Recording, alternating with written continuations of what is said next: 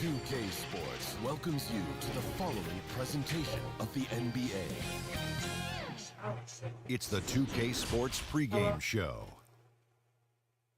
Tonight we'll see the Miami Heat playing against the Boston Celtics in Boston. Taking a look at the Celtics, they were unable to grab one on the road in Game 4. But back on their home court, we'll see if what they need is...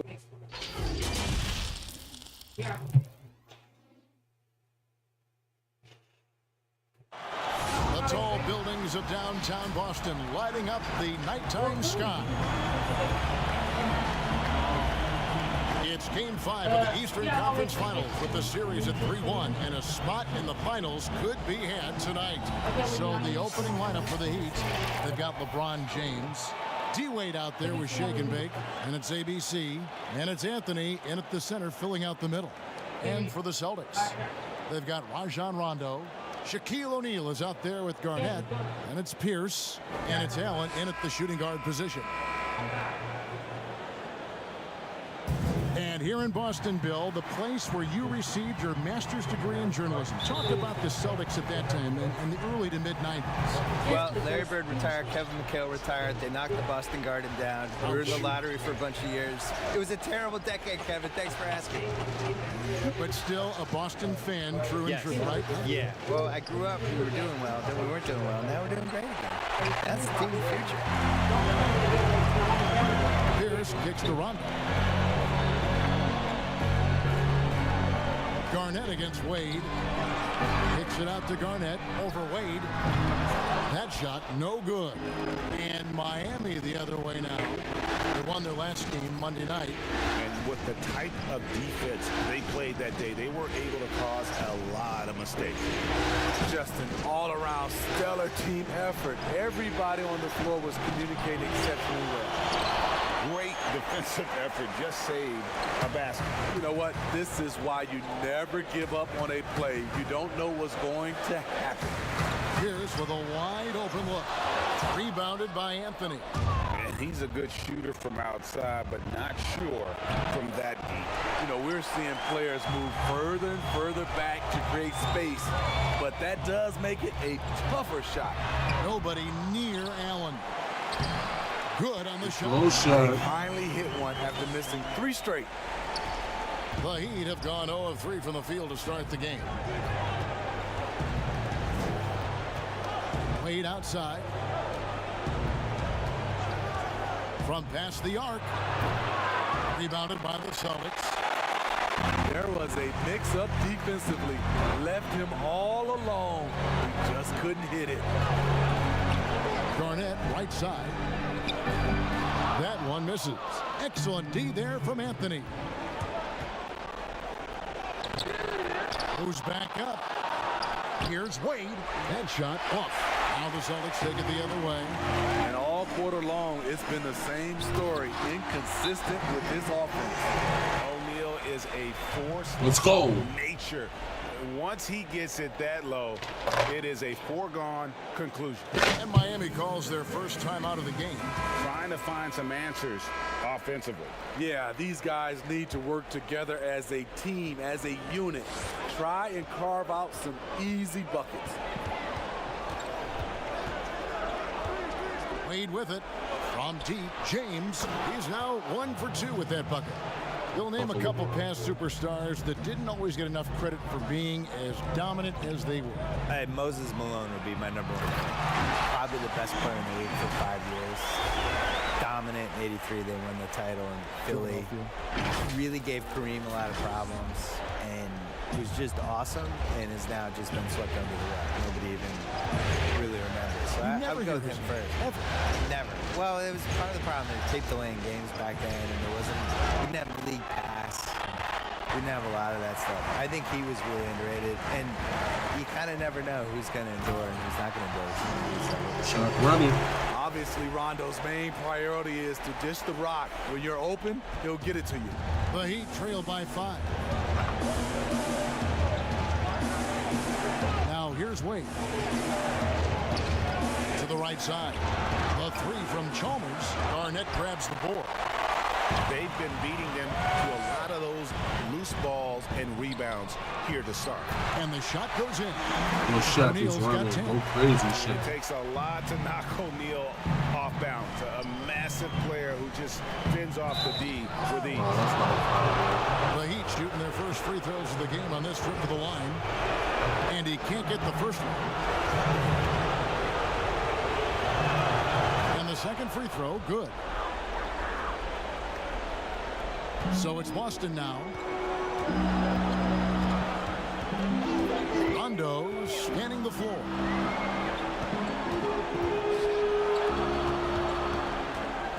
Passes it to O'Neal. No good. Shot missing. And so it's Chalmers with it. He'll bring it up for the Heat. 6-point game. Offensive rebound. A shot by LeBron. No good. Rondo passes out. All right. Good. And it's Rondo who picks up the assist. The ball movement on this run has been fantastic and is a big part of why they've been able to get these good looks. LeBron outside. Shoots it up. That one a little long. And there hasn't been anything easy for him in this period. You've seen they've made numerous attempts to try to get him going. Shows how valuable he is to this offense. Pierce, good. And the defense is looks soft early on. They've got to sum it up a little more sense of urgency. You've been producing documentaries, going deeper into athlete stories, which I know you love, because I think you're curious more than anything else. Yeah. So what drew you to that process? Initially, it was we dove into these stories with that was the inefficiency of, instead of these big, broad type of documentaries, concentrate on events and players and moments and things like that. And I think as you get into that and you start doing it, it just becomes intoxicating. And the cool thing about it is no story should be told the same way you would tell somebody else's story. You just don't know. You got to figure it out. Like we had Steve Nash his last Lakers season. He wanted to do a documentary about it. And then we spitballed it, and we decided it was actually a better idea to do an in-the-moment digital series about it that you could experience in real time with the thing. And it was the right idea, and that was really good. I think trying to figure out what story clicks the best with an athlete, how to tell whatever story they have correctly is the coolest part. Rondo is so tricky, consistently looking to take advantage of the defense being too physical with him. Boston shooting their first foul shots of the night here. And he misses the second one as well, so he is 0 for 2 that time. Here's Chalmers. That's in there. Anthony with the assist. Attacking the defense with the pass. Don't need to be a hero. Rondo against Chalmers. The pass to Pierce. Outside Rondo. 14 feet away. Let's go. And Garnett. That's good. Let's And go. when Garnett gets it that deep, the D is at his mercy. How about the extension when he's able to get up on that low block? Timeout called, the Heat. Here's a peek at the 2K leaderboard with the list of the top rebounders in this year's playoffs. On the list, Kevin Garnett. He's dialed up his rebounding here in the postseason. There's something about the big games that bring out the best in him. Rondo against Chalmers. And a wide open look for James. From outside, off the mark. And for his offense, this has just been a brutal period. Rondo dishes to O'Neal. They get the rebound. They shoot again, and he sinks the layup. Go, Shaq. Shaq's got 12 in the game. Shaq got Riding 12. the Let's hot go. hand, and why not? If something's working, keep going to it. And the wide open shot from Chalmers. That's good on the jump shot. Bill, you host your own podcast. I've listened to it. I subscribe to it. Thank you. I love it. What do you make of so many NBA players now doing the same thing? Hey, we have a couple of them. At the Ringer, we have J.J. Redick, and we have Vince I like Carter his, and Kent too. Bazemore. The ones that are good at it take it seriously. It can't be one of those things where, a player says, you know what, I want a podcast, and then it just magically Let's go, happens, KG. and you got to work on it. You have to use your connections and book your guests, and you have to be candid on the podcast. You can't just show up and just babble. And the guys that have been successful at it are people that could probably have a media career for a living. Like JJ is clearly going to go into media after he retires. Richard Jefferson had a great podcast. He's gone in the media. He's really good. So I think you need a little more talent at it than people realize. And you need the consistency of it. You can't say I'm starting a podcast and then not do it for 2 months. Like, you have to really stick to it. And the dunk by LeBron. I mean, plenty of lift in those legs. LeBron never did the dunk contest. He just does it in a game. Pierce for three. Second chance effort. KG. That's good. Let's go, KG. Good shit. Hornets got his third basket of the night. They've been sensational on the backboard to start this game. Here's LeBron. He has 5. He had a nice open look right there. That's the right Rocking strategy. bullshit rock Get the ball shots. to LeBron. Let him go to work. The feed to O'Neal. And the bucket go, is good. Shaq. Three-point play chance here for him. And what a way to start this game, dominating. And a new group in for the Oh, we Celtics. go for the ass. Let's go. Kevin Garnett. He's checked in for Davis. Pierce comes in for Jeff Green. Ray Allen is checked in for Robinson. Rajon Rondo is subbed in for West. And a new group in for the Heat. Anthony's checked in for Ilgauskas. ABC comes in for Udonis Haslem. James checked in for Miller. And Shake and Bake subbed in for Mike Bibby. Garnett out there with Shaquille O'Neal. That's Rajon Rondo. Then there's Allen. And it's Pierce in at the 3 slot. That's who's in the game for the Celtics. Here's Shaq. He can't get it to go. Excellent D there from Anthony. They need a bucket in a big way here to regain some confidence. And here's Chalmers from the arc. Rebounded by the Celtics. Pierce has got 4 rebounds now tonight. Bill, do you ever think we're going to eliminate conferences in the NBA playoff seeding? I think that they would have done a 16 seed no conference playoff format years ago. I think they're really worried about the travel though. And they've looked at it and they've really studied it and they've looked at the effects of, let's say Boston plays Portland in round 1 and you're flying 3,100 miles or 3,200 miles in 3 time zones and all that stuff.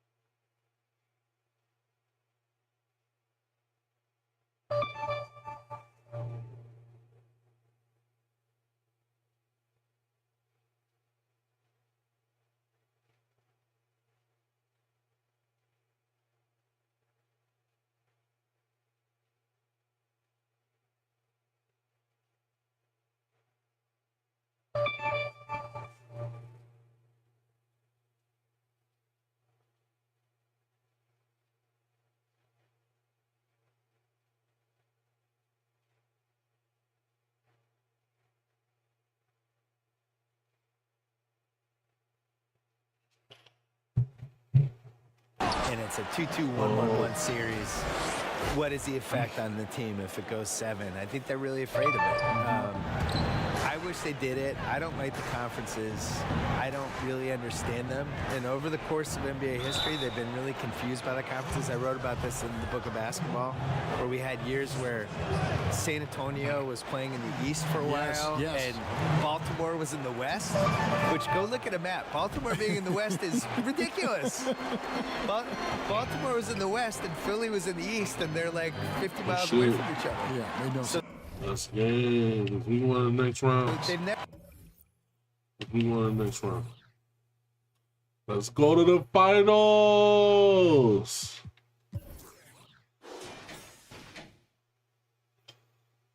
Shaq with 22 and 12. All right, what happened? 9 and 21. What they do? They went outside. Let's go to the finals, baby.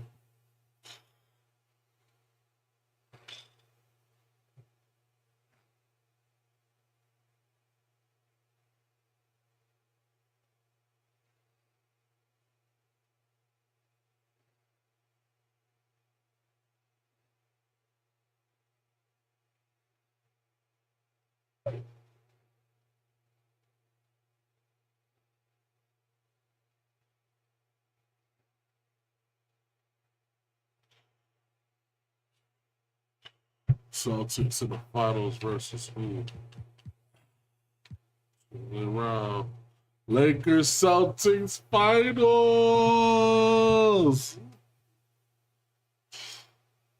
Lakers Celtics finals.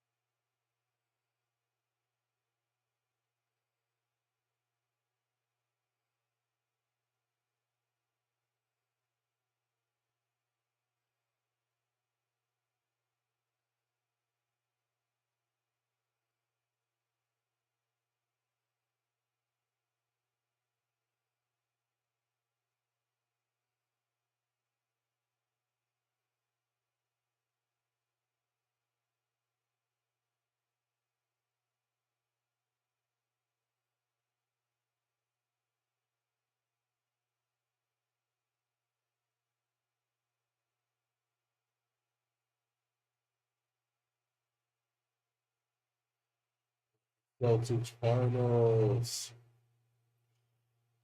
Finals.